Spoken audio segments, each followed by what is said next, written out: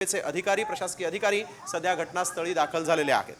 दरम्यान एसी कोचमध्ये काही आगीच्या ठिणग्या निघाल्या, त्यामुळे या डब्यामध्ये सुद्धा काही तांत्रिक बिघाड होता का हे पाहणं सुद्धा आता महत्त्वाचं ठरणार आहे। आग लागल्याच्या अफवेनंतर प्रवाशांनी या एक्सप्रेसमधून उड्या मारल्या आणि दुर्दैवानं दुसऱ्या बाजूनेही एक्सप्रेस होती, ती मुंबईकडे जाणारी बंगळुरू एक्सप्रेस होती आणि समोरून येणाऱ्या बंगळुरू एक्सप्रेसनं या प्रवाशांना उडवलेलं आहे। जळगावमध्येही मोठी रेल्वे दुर्घटना घडलेली आहे आणि या दुर्घटनेमध्ये आतापर्यंत जवळपास 5 ते 6 जणांचा मृत्यू झाल्याची दुर्दैवी बातमी समोर आली आहे। परभाडे गावानजीक ही दुर्घटना घडलेली आहे। धक्कादायक अशी ही बातमी आपण बघतोय। आगीची अफवा पसरली आणि प्रवाशांचा मृत्यू झालेला आहे।